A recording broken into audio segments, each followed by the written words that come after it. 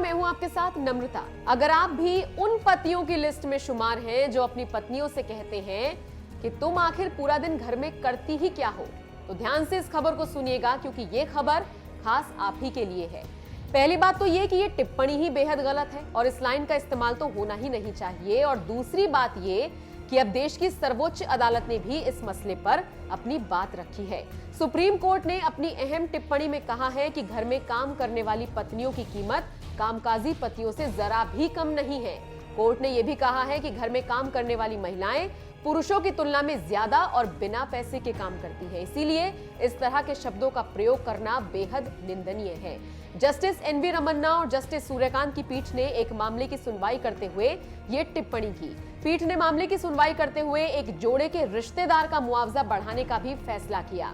पीठ ने लता वाधवा केस में दिए गए फैसले को आगे बढ़ाते हुए ये फैसला दिया है। दरअसल साल 2001 में वाधवा केस में सुप्रीम कोर्ट ने मृतक महिला के घर में किए जाने वाले काम को आधार मानते हुए उसके परिजनों को मुआवजा देने का फैसला किया था।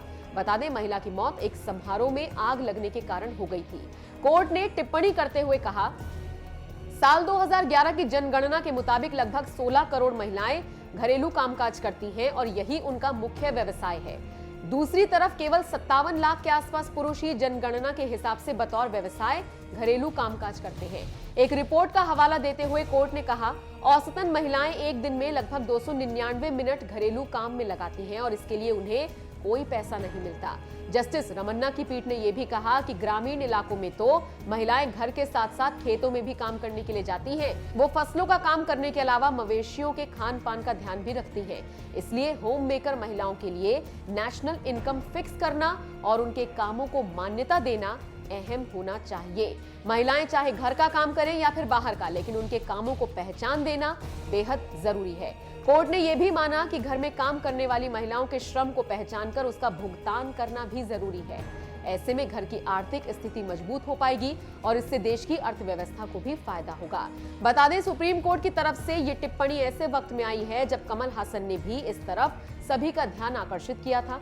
कमल हसन के इस आइडिया को कांग्रेस नेता शशि थरूर का समर्थन मिला था, तो फिर कंगना रनौत ने खूब तंज भी कसा था। कंगना का कहना था, हमारे प्यार को कीमत में न तोलें, अपनों का ख्याल रखने के लिए हमें भुगतान मत कीजिए। हमें अपनी छोटी सी दुनिया, अपने घर की रानी बनने के लिए सैलरी की जरूरत नहीं है। सभी चीजों को व्यापार की तरह देखना बंद कीजिए। अपनी महिलाओं के लिए पूरी तरह से समर्पित हो, क्योंकि उसे पूरी तरह से आपकी जरूरत है, केवल आपके प्यार, सम्मान या सैलरी की नहीं। बहरहाल इस पूरी खबर को लेकर आपका क्या मानना है, हमें कमेंट करके जरूर बताएं।